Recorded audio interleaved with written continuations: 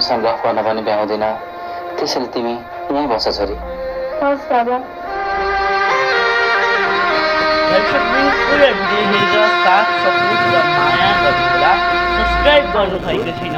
तेरो बुवाले पनि केही भन्न चाहनु भएन। हिजो बेलुका तेरो फुवाजीले पनि पुलिस चौकी गएर आएको जस्तो कुरा गर्नुहुन्थ्यो, तर त्यो विषयमा डिटेल्समा उहाँले पनि कुरा गर्न चाहनु भएन। मैले पनि फेरि सोधिनँ। तेरो अनुहार हेर्दा, तेरो बुवाको कुरा गरेको ताल हेर्दा मलाई त डर लागिरहेछ। के तेरो जीवनमा ठुलै केही घटना घटी भएर मलाई नडटी भन्छ? फुपू, हजुरलाई थाहा छ त, म पहिला मामा घरमा बस्थेँ। सुरुमा त मलाई सबैले राम्रो व्यवहार गर्थे, तर जब मेरो बाबा र मम्मी छुटेको थाहा भयो, बाबाले मम्मी माथि सौता हालेको थाहा भयो, त्यसपछि मलाई सबैले नराम्रो व्यवहार गर्न थाले। म स्कुल जाँदा त मलाई कति केटाहरूले जिस्काउँथे फुपू।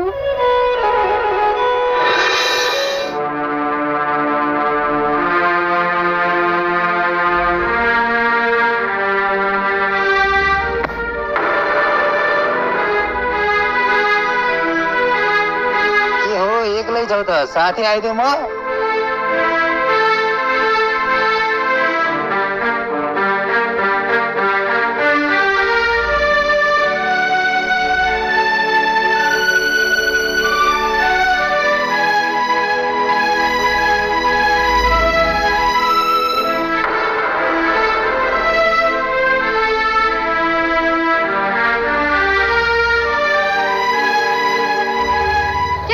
तपाईले यो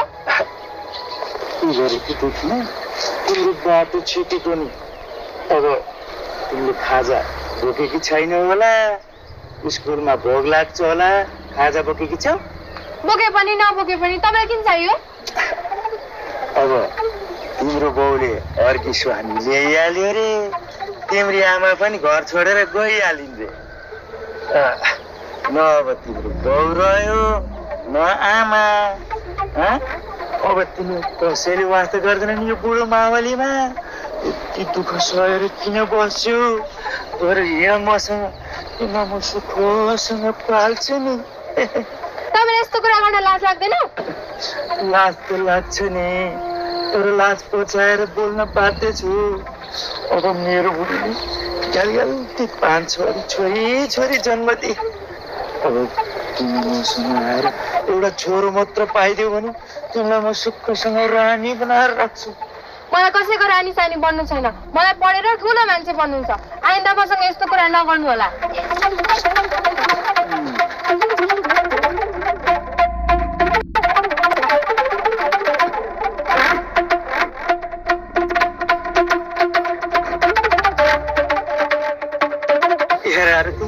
म तिमीलाई सहर लिएर जान्छु क्या सुटुक्क।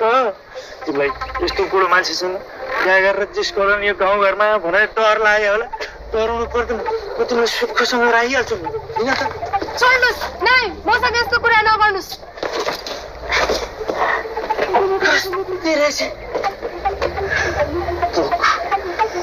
तिमीलाई म देख्छु।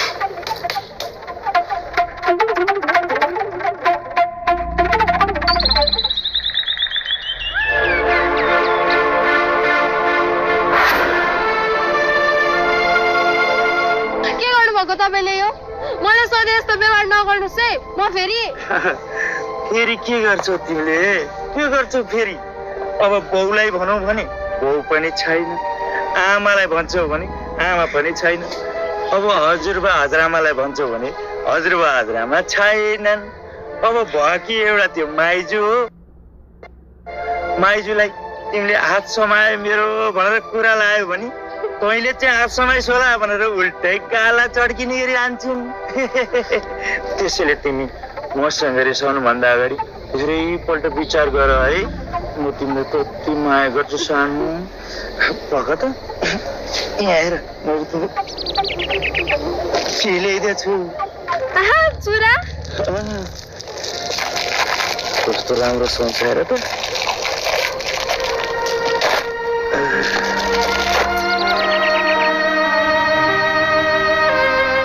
लगो बिस्तारो लगो।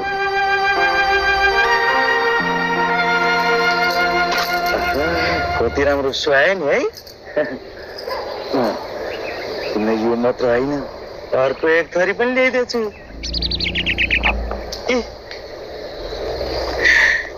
टीका लगाऊ त, कति राम्रो सुहाउँछ।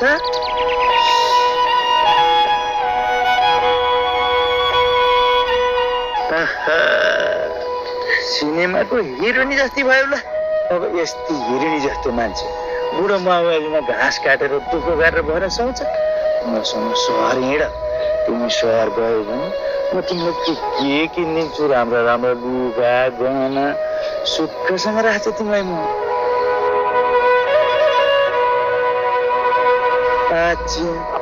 के सोचेर बस्यो कि? धेरै नसोच है, धेरै नसोच। तिमीले सुख पाउने भएको मसँग गएपछि मात्रै हो, नत्र तिम्रो पुरा जिन्दगी यो घाँस दाउरा गरेरै बित्छ।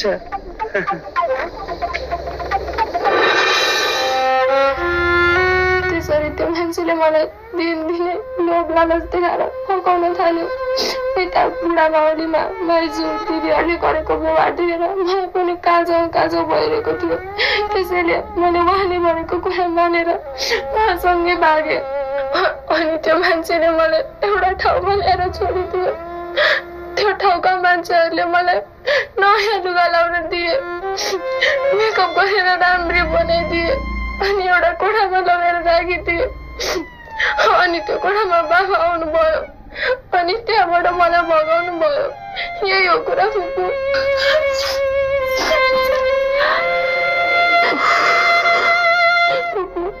मलाई सधैँ अब हजुरहरूसँग राख्नु छ। म बुढा माउली बस्न चाहन्न फुपू। ल चिन्ता नगर, अब त सधैँ हाम्रै छत्र छायामा हुन्छस्।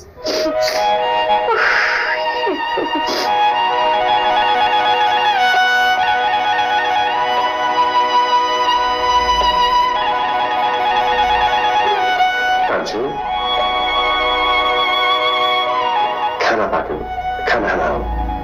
लाउ, हजुरले खाना बनाइसक्नु भयो? तिमी यहाँ दाई बहिनीसँग कुरा गरिरहेको थियो, एकछिन कुरा गर्न दिन्छु भनेर खाना मैले नै बनाएको। दाई पनि नखाइजान्छु जस्तो कुरा गरिरहनु भएको थियो, मैले जबरजस्ती खुवाएर पठाएँ। दाई पनि खाना खाइहाल्नु। हस् हस्, यिनीहरूले खाना खानु।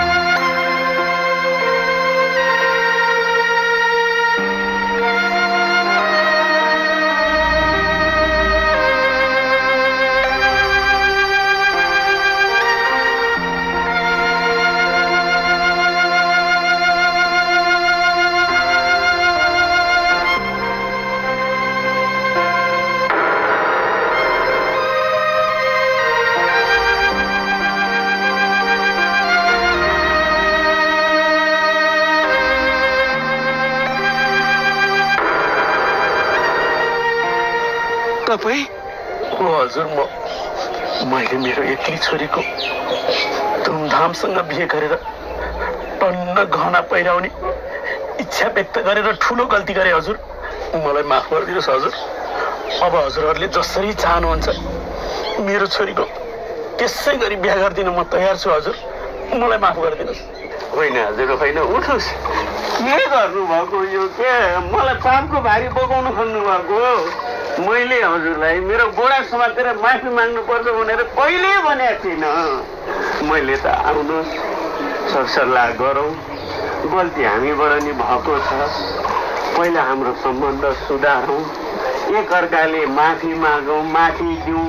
हामी अभिभावककै सम्बन्ध राम्रो भएन भने बिचरा ती बच्चाहरूको सम्बन्ध कसरी राम्रो हुन्छ हजुर? उनीहरूले पनि हामीबाटै सिक्ने हुन् क्या। त्यही भएर सरसल्लाह गरौँ, सम्बन्ध सुधारौँ भनेर भन्न खोजेको। हजुर त मेरो पावै पर्नुभयो नि। पाउ नपरेर के गर्नु र हजुर? छोराछोरीको माया भन्दा ठुलो अरू केही नहुने रहेछ। छोराछोरीको खुसीको अगाडि आमा बाबुको केही लाग्दो रहेछ हजुर। मेरो खुसी, मेरो इज्जत, मेरो माया सबै छोरीले माटोमा मिलाइदिए हजुर। तर केही छैन हजुर, केही छैन। यसरी मलाई झुकाउँदा छोरी खुसी हुन्छ भने छोरीको खुसीमा म पनि खुसी हुन सक्नुपर्छ। त्यसैले त मैले हजुरको पाउ छोएको नि हजुर। ल त हजुर, अहिलेलाई म जान्छु। अब हजुरलाई कहिले आउन मन लाग्छ, आज आउने, भोलि आउने, पर्सि आउने, हजुरको इच्छा, म टिको लाएर पठाइदिन्छु। ए हजुर, हजुर अझै खुसी हुनुहुन्न? हजुर त बल्ल बल्ल बल्ल आफ्नो छोरीको हात मेरो छोराको हातमा राख्दै नै हुनुहुन्छ। अब हामीले अहिले सकेको भएदेखि हामी त हजुरले भनेको भन्दा पनि बढी घर गहना सारा बाजा गरेर धुमधामसँग बिहा गर्थ्यौँ। अब त्यो गहना पनि अहिले लाने होइन, आफ्नै घरमा आउने हो, आफ्नै बुहाईले लाउने हो। के चाहिँ फरक परेको छ? तर के गर्नु हजुर, अहिले हाम्रो स्थिति नै यस्तै छ। अब हजुरकै छोरी कुर्न नमान्ने, हामी हजुरले भने यस्तरी बिहा गर्दैन अहिले नसक्ने, त्यसरी बिहा गर्दिन नसक्दाखेरि हजुरको चित्त दुख्ने।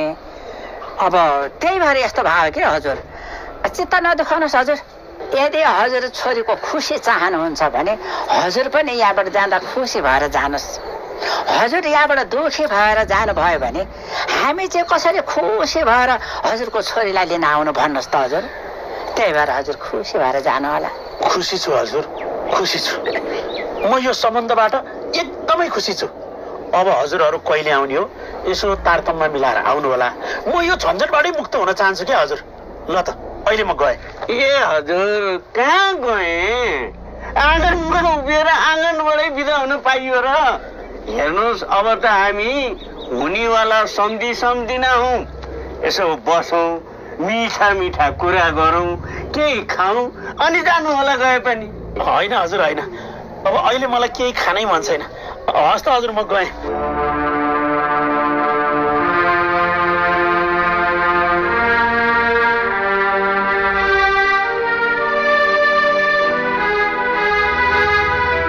यो बुढाको बुद्धि कहिले पनि आउँदैन हो बुवा आमा। पक्कै पनि छोरी चाहिए तपाईँ गएर माफ माग्ने भए माग्नु, नभए म मर्दिन्छु भनेर डर देखाए होला, त्यही भएर यहाँ आएको हुन्। अब बाउ चाहिँ जस्तो भए पनि छोरी चाहिँ म भनेपछि मरिहत्ते गर्छ। यति धेरै माया गर्ने मान्छे त मैले जिन्दगीमा कहिले पनि पाउँदिनँ होला हो बुवा आमा। अब बाउ चाहिँसँग जिन्दगी बिताउने होइन, छोरी चाहिँसँग हो। त्यही भएर ठुल्दाईलाई पनि खबर गरौँ, कान्छी दिदीलाई पनि खबर गरौँ, कहिलेतिर हुन्छ टाइम मिलाएर जाउँ बुवा आमा, गएर ल्याइहालौँ। लौ कान्छा लौ, अब तँ नै यस्तो भन्छस् भने ल्याउ नि त ल्याउ। ल अहिलेलाई चाहिँ खाना सेलाउन लाग्यो, खाना खान जाउँ। अब उनी घरमै आएर माफी मागेपछि उनको मन पनि हल्का, हाम्रो मन पनि हल्का भएको भए पो माफी मागेको पनि कुनै अर्थ हुन्थ्यो। मनै कस्तो कस्तो हुने गरी माफी मागे, के हो कुरा बुझ्नै गाह्रो। गाह्रो छैन बुढा, गाह्रो छैन। हजुर ढुक्क भएर आफ्नो काम गर्नुहोस् न। घरको काम, छोरी सबै म सम्हालिहाल्छु नि। सम्हाल्छौ बुढो, सम्हाल्छौ। सम्हाले पनि त राखिछौ, तर बच्चा हेर्न, बच्चाको सरसफाइ गर्न, घरको सरसफाइ गर्न, सारा कुराहरू सम्हाल्न तिमीलाई कति गाह्रो छ है। झट्ट हेर्दा घरमा बसेर बच्चा हेर्दा हो नि, भान्सामा गएर यसो खाना पकाउनु त हो जस्तो देखिन्छ। तर एकैछिन मात्र म भान्सामा काम गर्दा मलाई कति धेरै गाह्रो हुन्छ। झन् तिमीलाई त बिहान बेलुका हरेक दिन एउटै काम गर्दा कति गाह्रो हुन्छ होला है। हुँदैन। सरी है बुढो, मैले चाहेर पनि छोरीलाई समय दिन अनि तिमीलाई घरको काममा सघाउन भ्याएकै छैन। हजुर पनि सरी भनिरहनु पर्छ त। हजुर बिजी भएपछि, अब हजुरले चाहेर पनि समय दिन नपाएपछि म रिसाउँछु त। हजुर घरमा सुती मैले जति काम गरे पनि मलाई नसघाउनु भएको भए पो रिसाउनु पनि सुहाउँछ। हजुर आफ्नो काम गरिरहनु भएको छ, बिहानदेखि बेलुकासम्म कम्प्युटरमा हेर्नुपर्छ, एउटै कुर्सीमा बसिरहँदा हजुरलाई पनि त कति गाह्रो हुन्छ होला। भन्नलाई त अफिसमा बस्ने त हो नि भनिन्छ, तर बसिरहनु पनि कति गाह्रो हुन्छ भन्ने कुरा त्यो भोग्नेलाई नै थाहा हुन्छ। म त घरमा यताउता चारैतिर हिँडी काम गर्न पाउँछु, मलाई त्यस्तो केही गाह्रो छैन बुढा। हजुरले यस्तो सोच्नै पर्दैन। हजुर आफ्नो काम ढुक्कले गर्नुहोस्। घर सम्हाल्ने, छोरी सम्हाल्ने सबै जिम्मा मेरो। बाहिरको काम बुढाले जिम्मा लिएपछि घरको जिम्मा मैले लिनु परेन। फेरि यसरी बुझ्ने, बुढीलाई दुःख छ भनेर बुढीको दुःख फिल गर्ने श्रीमान भएपछि हामी श्रीमतीहरूलाई जति दुःख गरे पनि दुःख गरेको महसुसै हुँदैन। दुःख त त्यो बेला लाग्छ जुन बेलामा एउटी श्रीमतीले मिठो पकाएर दिँदा पनि श्रीमानलाई मिठो लाग्दैन। एउटी श्रीमतीले जति नै दुःख गरे पनि श्रीमानले देख्दैनन्। त्यो बेलामा एउटी श्रीमती साह्रै दुखी हुन्छन्। तर जब श्रीमतीको दुःख बुझ्ने श्रीमान साथमा हुनुहुन्छ नि, तब त्यो श्रीमतीले जति नै दुःख गर्नु परे पनि हाँसी हाँसी गर्न सक्छिन्। हजुरले मलाई कहिले पनि दुःखको एक्लोपनको महसुस हुनै दिनु भएको छैन। ल त्यसैले चिन्ता गर्नु पर्दैन, जानुहोस् अफिस। एकछिन टाइम छ मेरो मसँग। अनि सुन न, आरती कसरी त्यो अवस्थामा पुगेकी रहेछन्? तिमीलाई त सबै कुरा भन्यो होला, के रहेछ खास कुरा? के हुनु बुढा, दाइ र भाउजूले छोरीको राम्रो ख्याल गर्न नसक्दा, आफ्नो सन्तानलाई समय दिन नसक्दा यो सब भएको। आरती मामा घरमा बस्थे। बुवा आमाले समय नदिएपछि मामा घरमा पनि उसलाई कसैले राम्रो गरेन छ। बिचारीलाई गाउँकै एकजना मान्छेले लडाई फकाइ गरेर सहर ल्याएर बेचेर त्यस्तो अवस्थामा पुगेकी रहेछ। आफ्नो सन्तानलाई समय दिनुपर्ने बेलामा बाउआमाले घमण्ड गरेर रिस देखाएर आफ्नो बाटो लागेपछि सन्तानले त्यस्तो दिन भोग्नु पर्दो रहेछ। बिचरा त्यो सानी आरतीको के दोष थियो र? यत्रै सानी थियो त्यो। त्यही बेलामा मामा घरमा लगेर छोडिदिए। भाउजू आफ्नो तालमा, दाइ आफ्नो तालमा। न भाउजूले कहिले आफ्नो सन्तानलाई समय दिनुपर्छ, मैले राम्रो शिक्षा दिनुपर्छ भनेर जान्नुभयो, न भाउजूले घर छोडेर हिँडिसकेपछि दाइले छोरीको विषयमा कहिल्यै चासो दिनुभयो। अहिले आएर दाइले नै आरतीलाई त्यस्तो ठाउँमा फेला पार्नु भएछ। आरतीले जे मलाई सुनाए त्यो सब कुराहरू सम्झिँदा पनि मेरो आङ झिरिङ्ग गरेर आउँछ बुढा। हामीले यो घटनाबाट बुवा आमा भनेको सन्तानको लागि सबैभन्दा ठुलो कुरा हो। हामीले हाम्रा सन्तानलाई सक्दो समय दिनुपर्छ, असल शिक्षा दिनुपर्छ भनेर सिक्नुपर्छ। जे भए पनि हजुर समयमै पुगेर आरतीलाई त्यस्तो ठाउँबाट बचाएर लिएर आउनुभयो र दाइमा पनि छोरीप्रति माया पलाएको छ। अब यो घटनाबाट दाइले पनि केही सिकेर, आरतीले पनि केही सिकेर अब अलि राम्रो हुन्छ कि भन्ने आश छ मलाई। यही हो कुरा। ए मलाई कता कता शङ्का त लागेको थियो, के गर्नु पर्यो? बुवा आमा गतिर नभएपछि, आफ्नो सन्तानलाई दिनुपर्ने समय नदिएपछि, ख्याल वास्ता नगरेपछि बच्चालाई धेरै गाह्रो हुन्छ। ल बरु चिन्ता नगर, अब हामीले यहाँ ल्याइहाल्यो, भदै सुरक्षित छँदैछन्, यसो हामी खुसी हुनुपर्छ। ल अब म पनि निस्किन्छु, सकेसम्म बेलुका चाँडै आउँछु। छोरीको आफ्नो धेरै ख्याल